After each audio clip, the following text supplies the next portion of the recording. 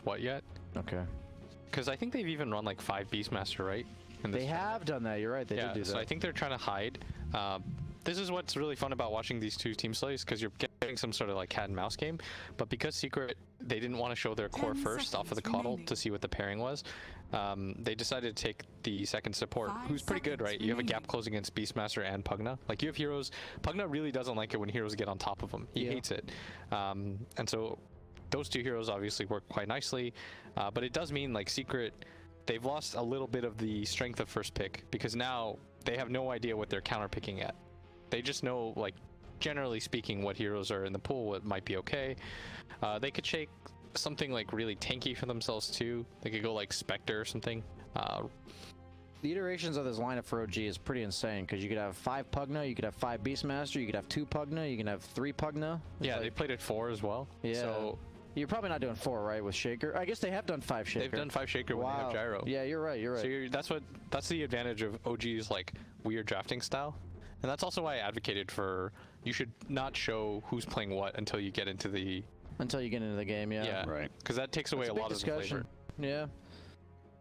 If you're listening, Ice Rog, please.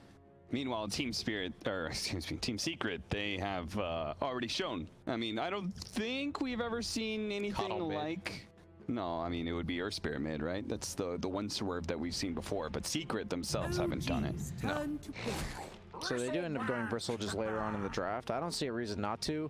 Whenever teams are picking these like very versatile drafts, the goal is that you're trying not to get punished, because with any pick you pick, because if they have different versions of lanes that they can run, if you pick a hero that's punishable, suddenly you're probably going to lose like 2 or 3 lanes, because they can swip swap on you and pick a counter. Remaining. So you just want to pick stuff that's good at what it does and is already set up for success with the heroes you already have.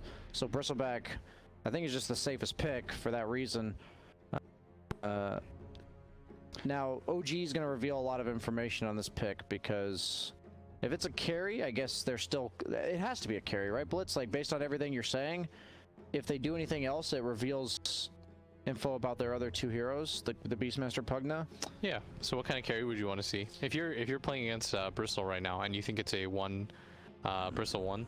Is Troll. Team Secret's turn to pick. Oh, they take Necrophos. That makes sense. Oh, oh yeah, Necro is really free Necrophos game right now. 1-to-1 counter against Bristle is really nice. Yeah, we see VP pair Bristle with Necro a lot.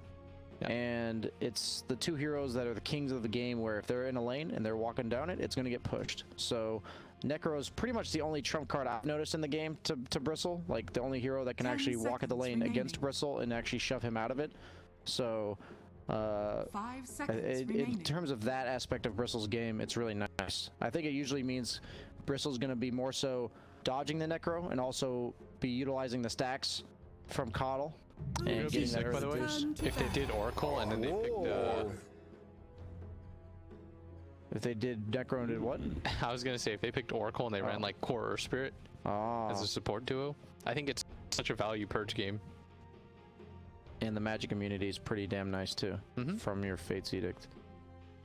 What are the odds that they swerve it on us anyways? 10 seconds remaining. I think it's kind of unlikely. They'd have to do like Earth Spirit offlane at this point. You could do offlane Bristle, mid Arc Warden, or no, mid safe lane Arc Warden. Safe lane Arc Warden, offlane Bristle, and then. Sounds crazy, but at the end of the day, like, it's a pretty dream Oracle game, to be fair. Yeah. You'd be playing against Pugna, Necrophos, and Beastmaster. You'd have the false promise to insta-break the Beastmaster, or you'd have 2 purges against heroes that absolutely need to be purged. I think it would be like a really good hero for the game. Plus, like, you'd be able to pair it with Bristleback, right? Like, Fate's Edict is the hardest counter, I think, in the game to Necrophos, because he can't stop you. But I think that's also a little bit too wild at this point. But I'm just saying, it looks like amazing versus 4. Who's playing the Arc Warden? Nisha plays it, right? So my question, I'm leading with that, is we've seen Matama Man taking more and more of Nisha's heroes. Yeah. Does Matama Man play Arc Warden, first of all? I assume he would be able to. He plays a lot of micro heroes. And if so, what kind of Arc Warden are we seeing? Because it's Nisha playing it, and we keep this because it feels like they've had a separation. Matama Man's playing the harder carry. If Nisha's playing Arc Warden, are we going to be seeing that Wraith Band run around, create space Arc Warden? Are we going to be seeing the more Midas, Bloodthorn. It's not going to be Midas for sure. Or Necronomicon, rather. Yeah, I was going to say it could be. It's either going to be like the quad Wraithband into Maelstrom or the Necrobook build. Necrobook seems okay so far. There's so many support I really heroes. don't know too much about this hero, this patch. There's so many support heroes that look good right now, even like AA. Alchemist is a really good ban. So they take Underlord. Alright, so they have a pretty beefy lineup, but they don't have the best cash that I've ever seen on the side of Team Secret. Yeah. Is like Underlord Necro even into this that lineup. good in this pickup? Are they I don't picking it like it because that they much think OG personally, but- is getting something like Phantom Monster? Or It does counter. It does cover the illusion heroes that are very good against Arc Warden as well as Bristle. But 10 seconds remaining. maybe that's the idea behind it. Now that you mention it, that is a good point. 5 seconds Whenever I remaining. don't like a pick by Team Secret, I usually say why not and why would they do it, because they know better than I do. Okay, this is some wonky stuff. Seb Necrophos. I expected no different from these two teams, to be So honest with you. safe lane Sumail Void Spirit. And Okay. that leads into our 4 Soxa. So 33's playing Beastmaster. Yep, he's playing Beastmaster, and we're going to have no tail on the Earthshaker. So do you think who is likely to be playing mid here? Because we've seen them swap it back and forth between mid and off lane. It's probably Beastmaster mid. I don't think you want to put Beastmaster for his Bristle. I think I'd rather have Necro. Okay. But, I think they are going to make Earthshaker at least fissure block the off lane. Even if he's going to be safe lane. But Can you guys guess, by the way, when the last time OG and Secret matched up against each other? TI 8. Excuse me? What? I don't know. It sounded like it was going to be a really long time ago, so I went for a long time ago. Close splits. Do you have a guess? Was it at TI9? They did not match up against each other at TI9. They were in separate groups, and Oh. EG knocked Secret down into the lower bracket, so right. they dodged. So that means the last time these two teams have faced up against each other is Epicenter, and that was an OG victory to knock Secret out of Epicenter. Was that before or after TI 8? And that was after TI. But it was before TI. Yeah. And so that means we are going to be seeing OG versus Secret for the first time since then. It's an exciting time, and what better casters than the original BTS duo, or at least one of the originals. It's LD and Gods. Take it away.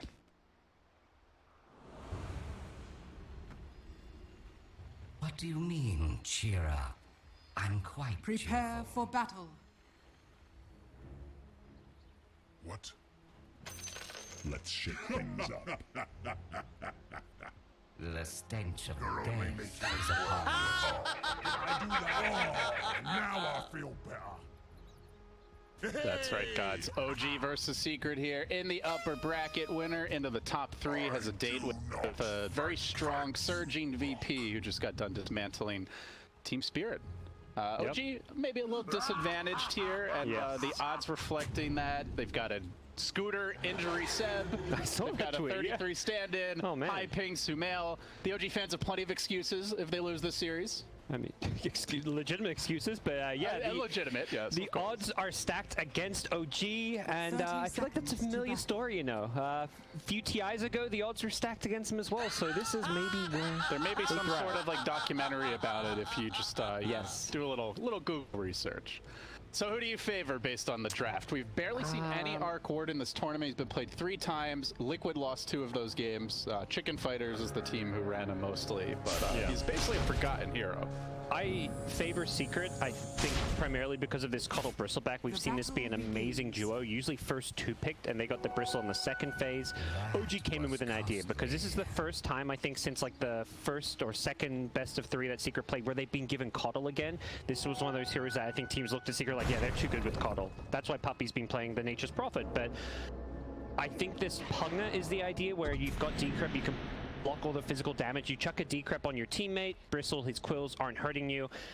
So it's a it's a neat little idea. We just haven't seen it, and we don't know how well it's going to work. And as always with OG, you just never know what role their heroes are going to slot into. The support Pugna in the off lane from Soxa, they went for the last pick Void Spirit, then they threw Sumail on the mid lane. So musical lanes really, and it's just like every game is something different. Seb's going to be playing the Necrophos. It's just, you know, you never know what this team is going to do, and I guess we'll have to see if they've caught Secret off guard with the setup. So Soxa goes level 1 ward, which is really interesting. He was looking to burn some of their mana early on. Unfortunately, got found quickly in the trees, so he does lose it, but he's going to block the pull camp. So we're going to see him be very annoying and pesky up here.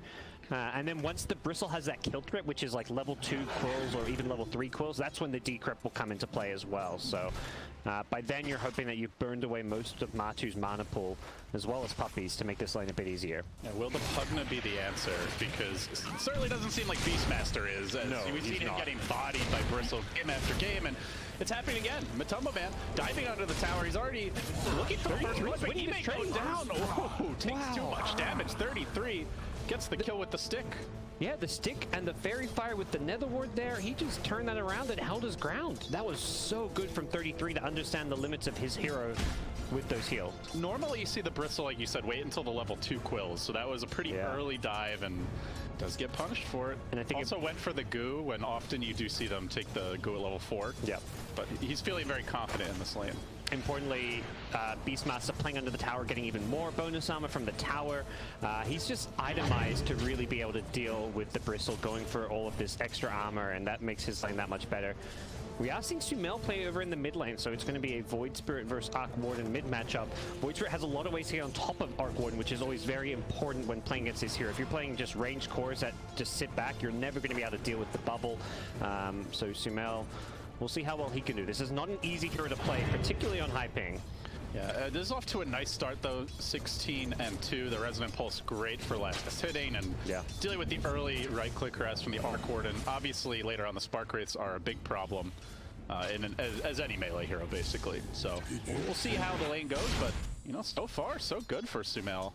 Absolutely, this is looking like a pretty decent laning setup from OG overall. You can see Beastmaster still struggling, so despite getting that first blood, only the 7 last hits to Matu's 15. Of course, Bristle can always fall back, take some stacks, so I think if you're I was about to say Alliance. Bottom lane, Zeb, Fissure comes through, gets off the follow-up heal. It's not enough damage, in fact. Right out. He's dropping low. We'll back off to safety. Has a salve as well, so it doesn't look like they've got an easy way to cancel that yet, so they're not going to go for any kind of a roll. Not a whole lot of burst when you've got the level 1 Death Pulse and the 2 points in Heartstopper Aura. Yeah, and that's something their draft will always struggle, I think, to burst down this Necrophos. The Earth Spirit's kind of nice with the stun into silence, but the follow-up damage, like normally you want magic burst damage against Necro, they haven't got that.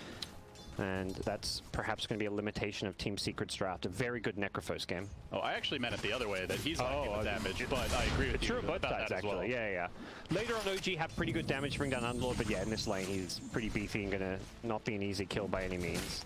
Yeah, late game, I guess Secret have the Arc Warden. That's the main source of damage. Yeah, I mean, Arc Warden, you can always itemize to be able to kill whoever you need to kill. If it's a Necro with Ghost Shroud, you can get a Nullifier or something to deal with that. So there's options. There's Hex. There's always some item you can buy. OG Core is off to a great start. They're the top 3 here in net worth, gods. Yep. Things going well. This is going to help out Nisha quite a bit, though, man. Just to grab a regen rune. Oh, the Fissure comes through, though. Instantly canceled, and now Sumail wants to engage. He's got stick charges and a bottle charge, so we should be able to get off another Resonant Pulse, but they're slowing him down. Trying to stick together for the flux. They're still chasing. Okay, they'll back off, but at least they deny Nisha that full heal, which he sorely needs. He is down 14 CS and 4 denies. That was pretty cool. They tried to block the flux damage by standing together, and then Yapsha was like, well, I'm going to body block this Shaker to separate these heroes. Puppy does go down top lane. This is the power of the Pugs. Gives you that hefty magic burst, forcing Matumba Man away. Soxa, he might go for this one too. Can he get the kill? Stick was already committed. Blast just out of range. Actually, has to be careful. Has the stick, has one more shot at this. He did tango his way through the cheese. He gets him. It's a double for the support. Skeleton Man. Well played by Soxa. Yeah, this Pugna pick is owning. And this top lane, we've seen Beastmaster for the most part this tournament struggle in general, and particularly struggle against the Bristleback, but with the Pugna support, the bonus armor from the Buckler, and just all of his tools. He hasn't even gone for the decrypt, and they are absolutely destroying this lane. He's going to have such a fast Helm of the Dominator on Beastmaster, and then life is going to get really difficult for Team Secret up here.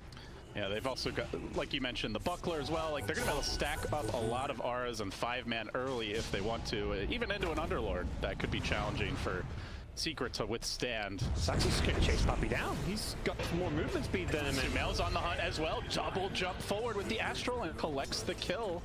Puppey respawns, immediately dies again, and this may also give OG the 6-minute rune. Yeah, they would love to get on Sumail, but it does look like Secret going to contest down bottom as it spawns up top, which Sumail is closer to, so... And he's got no Astral Step for a little while, but yeah, this is big as Void Spear. This has so much kill potential early. Yeah, you love Securing those the runes. runes, really important. Yep. These mid laners who go bottle, you want to make sure your supports come and help secure power runes. Void Spirit definitely a playmaker who can utilize those runes well. Invid's not the greatest. I think you'd much rather like a haste or an arcane rune, but they're going to get on top. They're working Matumba Man down. They don't have enough mana on the Pugna to go for a kill, but the Bristles 28 CS. Do they have stacks is the question for him to catch up. And Puppey's been too busy with the lane. I only see the one stack, which Beastmaster and Pugna might farm. Yep.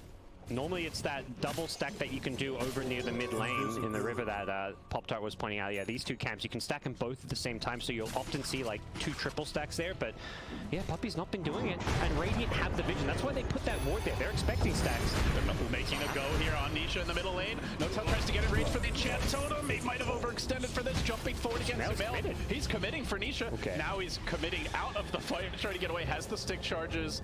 Ooh. Should be.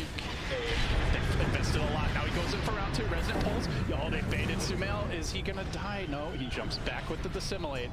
Secret investing heavily to protect their Arc Warden. I'm not sure if Nisha just hit level 6, but that was not a gank that was going to work. He immediately popped his ultimate and then just double flux no-tail shaker. He took so much damage before he got close enough to another unit. They're going on him still. They want to dive. Oh, Sumail was definitely thinking about an Astral Step forward. Just a bit out of range. No-tail still committing.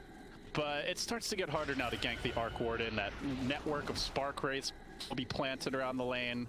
Yeah, we're seeing Seb's even coming in too. They really want Nisha. But they are going to deny him the jungle, if nothing else, at least on the side of the map. Ooh, what a fast Helm of the Dominator timing you can see there. Well above the average on this hero.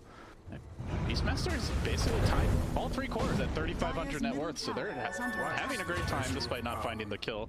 The Arc Warden, he's very poor as Yapzor gets hounded by Sumail with the double damage rune, has a Resonant Pulse soon.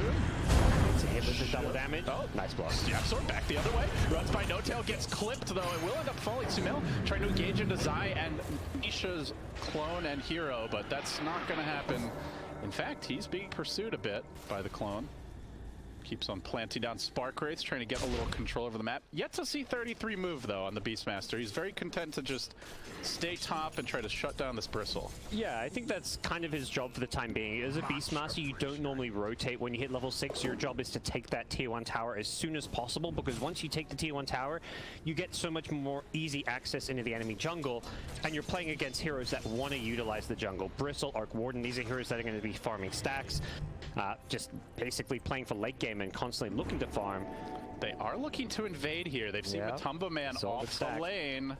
They want to try and either steal the stacks or maybe kill him, and they're going to start with the outpost. Does anybody rotate? They're bringing in Yapzor from the south, but outpost secured. That gives OG a foothold in this jungle.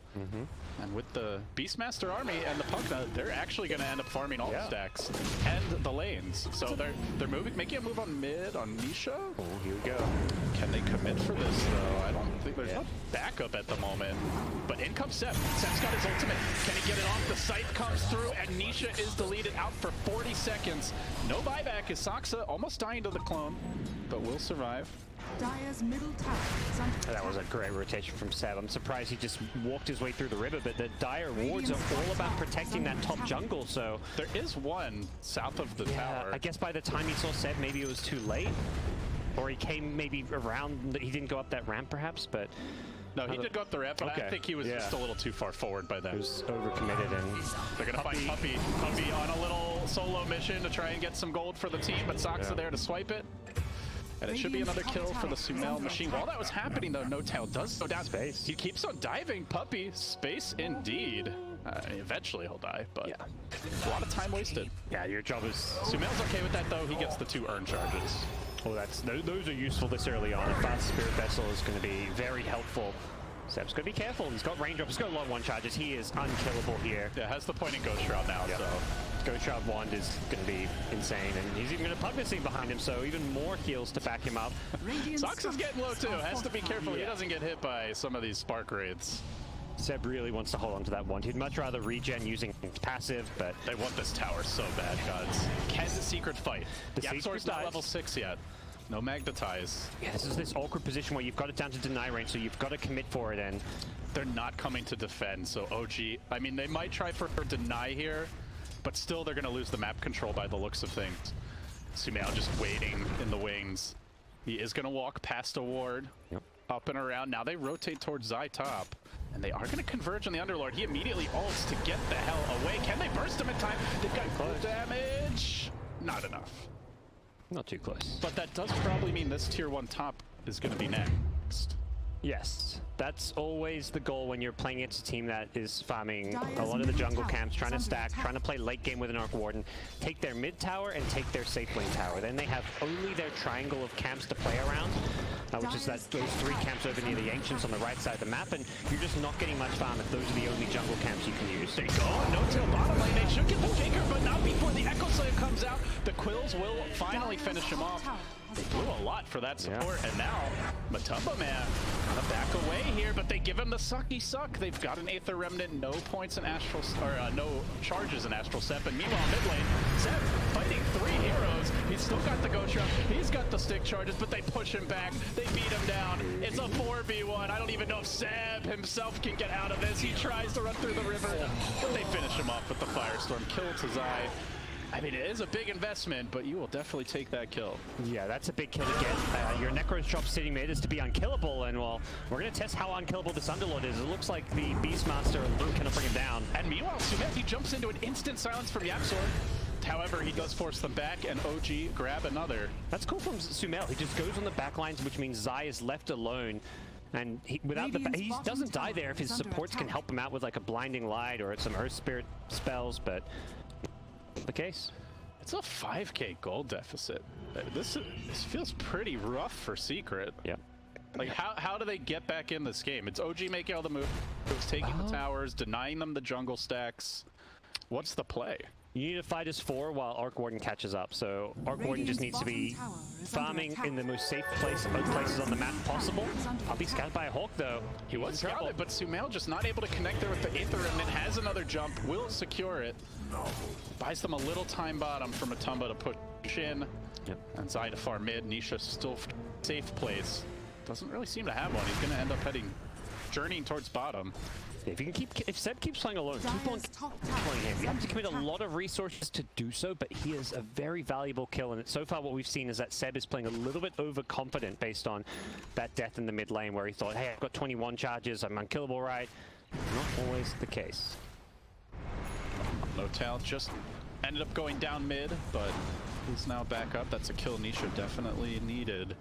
Still very poor poverty status almost, I want to say, for an Arc Warden. 4k net worth, while the cores of OG walk around at 6.5k and are moving towards Zeb with 2. I mean, even with Magnetize, they're going to need more.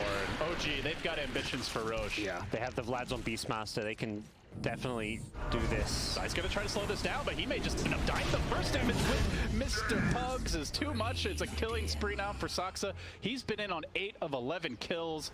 This guy is balling out.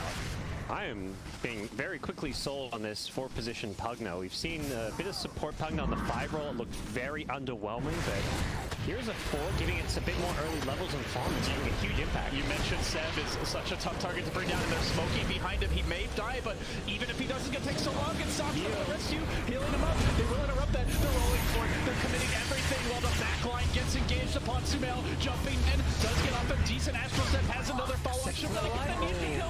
Finally, Seb will drop Pugna 2, but Secret needs to get out. Puppy not going to be able to escape. Yapsor into the trees. Will end up successfully retreating. So honestly, not too bad for Secret. It looked like a disaster at first, but the flank took a bit too long, guys.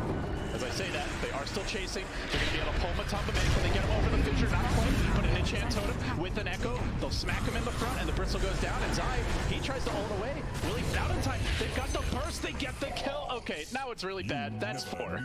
It's like you say, it looked really good at the start when you kill the Necropugna, trade 2 for 2, and then those extra kills. OG's draft very good at chasing. They've got the long range catch of the fissure, and Beastmaster, if he gets a bore on anyone, they're going to be slowed to hell. So really nice from OG to make sure that what started as an okay fight ended up being very OG favored. Once again, we see Seb's survivability being tested. The flank just came a little bit too slow, or Seb perhaps being a little bit too overconfident, because this Coddle ultimate is how you got to deal with the Pugna. Anytime he starts life drain to heal up Seb, you've got to cancel, you've got to drop down that Will-O-Wisp and turn it around. 16 minutes. And we're still yet to see an item here on Nisha, as we're going to have another look at this fight. And I mean, from the time they initiate on him, which was what, like 14:33 or something, until the time he dies, it takes probably like 20 seconds to bring him down. That is so close to living. And it's under a tower too, so they're taking the additional damage. Yeah, it was like 25 seconds to kill him. That's just too long. You're not going to win fights if it takes that. Yeah, it's so hard because he's the only hero on the map really showing themselves who is alone. So the rest of OG is playing together, leaving Seb by himself because of how hard to bring down he is. And if he gets gone on, the rest of OG are always going to rotate to him because he buys so much time for people to show up. And I don't know how you counter the gods. Like, it'd be great to have a spirit vessel, but, you know, Secret are so poor, I don't see anyone building that anytime soon. Yeah, the Earth Spirit's kind of the candidate for it, but where's his farm going to come from? He's got it queued up, but he still needs another, like, 1,500 gold roughly to complete it. And while he's trying to farm that gold, OG are pushing the momentum. Sumail finds Puppy mid. Might be straight into a tower push there. Also, we're threatening to go on Zai top. And he is still waiting on the Dark Rift. So they begin the siege. They're looking to end this game fast. Beastmaster Aura, Vlad's, he's got a solar crest queued up. Seb's trying to link up with the team, and he is a bit isolated. The last time this happened didn't go so hot for Secret. They may have second thoughts. He's got a Lotus Orb now. He once again he's always got 21 charges because of Bristle. They're hunting forward. There's the soul release. Sumail comboing onto Matumba. Disher's going to block the retreat, and the enchant totem combined with the Reaper securing the kill. Yeah, it's too fast. OG are just steamrolling Secret. 9k gold advantage. I don't know what Secret does. They look insane. Like, it's all the small little plays being made. Sadly, he uses the Reaper, walks in front of the Bristle, so he gets the forward-facing full damage. And OG, anytime they see a hero on the map, they're charging at him. Sumail, he's found another. It's Nisha, and this is not the clone. This is a big kill again. The one over Secret is the Slam. Gets the first. Now looking for more. Yapsor trying to retreat away. They're down both cores, and they're still trying to take the fight. The roar on the back line. Looking for Puppy. Sumail still has the ages. He can commit for this. Yapsor's going to go down. Puppy's going to go down. And GG, a sub 20-minute stomp by OG. Wow. Man, Secret had the strong group stage, but OG, they did their homework. They came prepared for the Coddle Bristle. Yeah, they gave him the Coddle with Bristle still in the pool, and then they didn't ban Bristle. They go into that second pick stage, they're like, no, we're ready. We know how this and everything Secret. works. Yeah, Go for it. They don't believe in the Coddle Bristle, and they show why.